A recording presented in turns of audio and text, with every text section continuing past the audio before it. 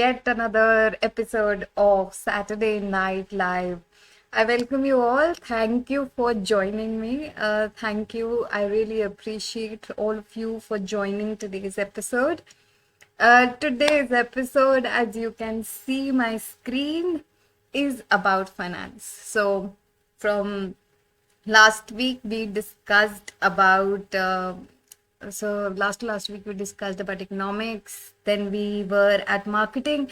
This week we are on finance, right? So we will discuss what exactly is money laundering, and we will take a case study of Shawshank Redemption, one of the finest movies to be made, and I recommend all of you to go and watch this movie wherever is that you watch. So just watch it, okay?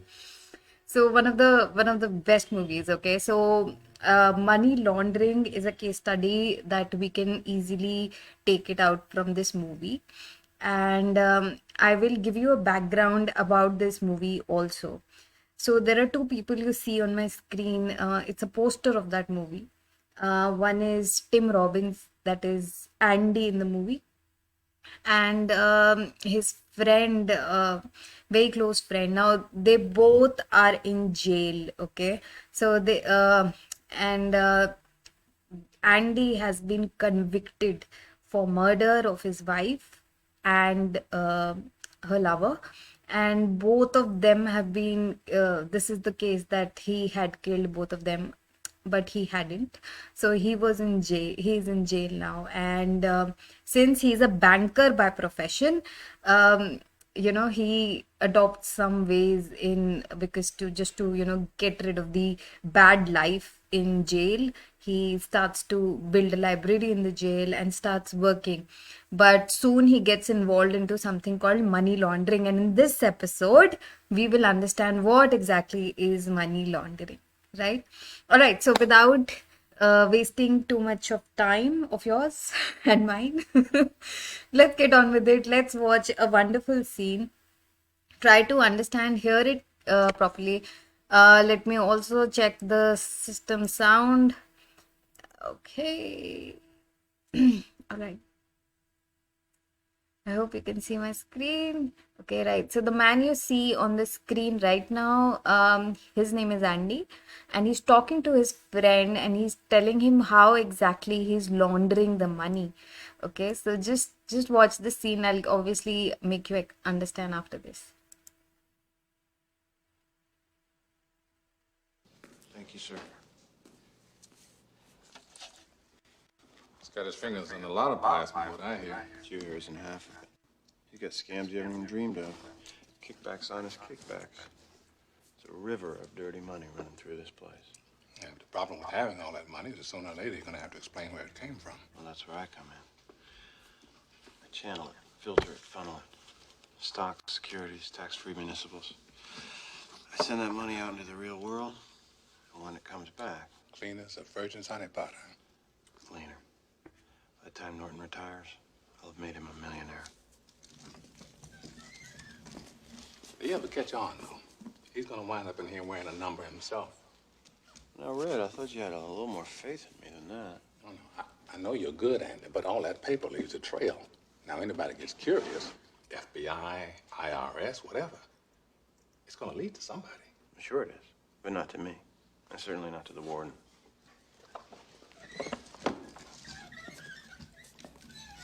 All right, who? Randall Stevens. Who? The silent partner. He's the guilty one, Your Honor. The man with the bank accounts. That's where the filtering process starts. They trace anything, it's just going to lead to him. But who is he? He's a phantom, an apparition. Second cousin to Harvey the Rabbit. I conjured him out of thin air. He doesn't exist, except on paper. Andy, you can't just make a person up. Well, sure you can. If you know how the system works, where the cracks are. It's amazing what you can accomplish by mail. Mr. Stevens has a birth certificate, driver's license, social security number. You're shitting me. If they ever trace any of those accounts, they're going to wind up chasing a figment of my imagination. Well, I'll be damned. All right. So the scene that you just saw is from the movie called Shawshank Redemption, like I've already mentioned. One of the greatest movies of all time. You need to watch this if you haven't. But the point here is not just to watch the movie, but to understand the concept about money laundering, right? Now, let me recap the scene for you, just to make you understand. So, in this scene, Tim Robbins or Andy is telling his friend that, I have laundered the money for the warden. Now, the warden of that jail, he's a very crooked guy, and he's actually trying to manipulate Andy and get his way around by taking money from everybody. He takes money and just to save his life, Andy, just to protect himself, he starts doing this money laundering kind of a thing for this guy, and who's the warden, and he gets involved into all this mess, right? So he's telling him, his friend, that of all this money that is coming in the bank, sorry, in the jail, he's created a phantom, right? So he's created a person who's not real, and his name is Randall Stevens. And all the fake paper trail leads to this person. So anybody who will try to pursue this guy, who will try to find out who this man is, would be essentially chasing a figment of his own imagination, right? Because this guy, he just conjured up this guy called Randall Stevens, and there's nobody such as that, right? In India, it's very common, right? So you can just make up somebody. It's not, I mean, it's I have seen it happening. So you can make up somebody, you can allot them all the required documents, that is driver's license, PAN cards. In America, you have social security number, which is very close to what we have as Aadhaar card. And these are basic documents of any individual. Now, once this is done, then a person has all his things, but this guy is a phantom, and all the fake money paper trail is leading back to this guy. So there is no way that anybody can catch him. So this is the story that Andy is telling his friend.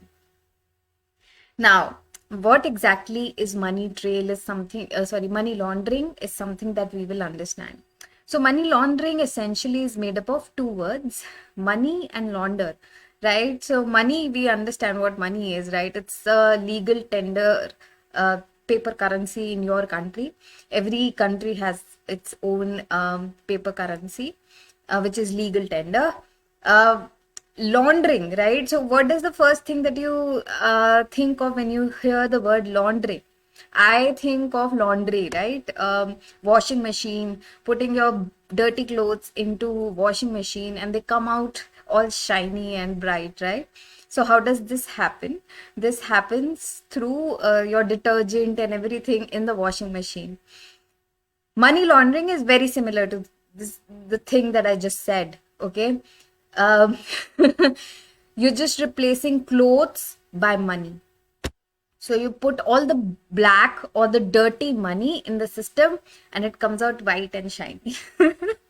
This is what exactly money laundering is. But how is it done is the question, right? So now this is for academic purpose, and you need to understand this. A lot of people, and we know this because we stay in India, there are so many times we have heard of black money, we have heard of money laundering, that we are very tired. I don't know if you know this, that there are so many controversies regarding money laundering in India. We had the Swiss bank and so many others, right? There's another blog that I've written on black money. You might want to check that out as well. So let's get on to money laundering, right? So like I mentioned, it is cleaning of money from black to white. Now, how does this happen, and how does the system makes it?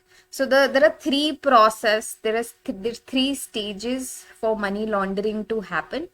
The very first stage is called placement. Now, what is placement?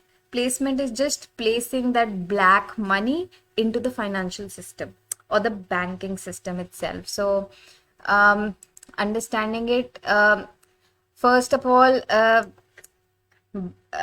it is illegal money, right? So when I say black money, for those who don't know, black money is any money that is earned through an illegal source, right? So that is why it is called black or dirty, because the source of it is not genuine or authentic, right? So when you earn your salary from a particular office or doing the right kind of activity, it's not black money, it is white money. But when you earn it through illegal ways, it is called black money. Now, converting this black to white is called money laundering, right? So, it now, like I said, it has 3 stages. The first stage is placement. Now, placement is a stage where you can just put your money in the now this black money enters the financial system, which is the banking system. Now, how does it happen? It is shown in the movie, like I mentioned. In the movie, this black money, when entering the financial system or the banking system, so he made a person who is fictitious in nature and he gave him all the identity, some fake man with all the cards, all the documentation necessary for him. He has that.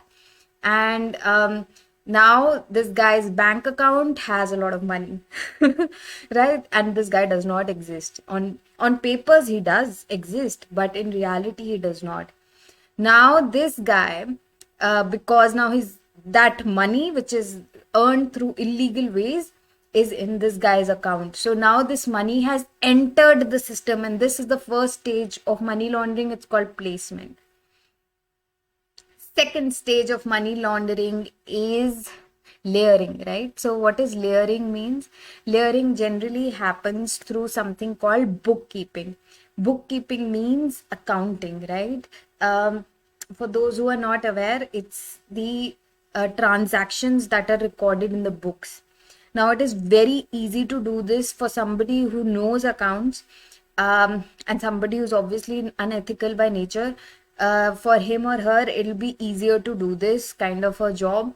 You just cook up some entries or the journal entries in the system, you layer it up, right? So you've put it in the system itself. So you've made it, you're trying to make it ethical, that this money is coming in from this guy's name and it's coming in the books of accounts. So that is the layering aspect of putting it in the system. The third part of money laundering is integration.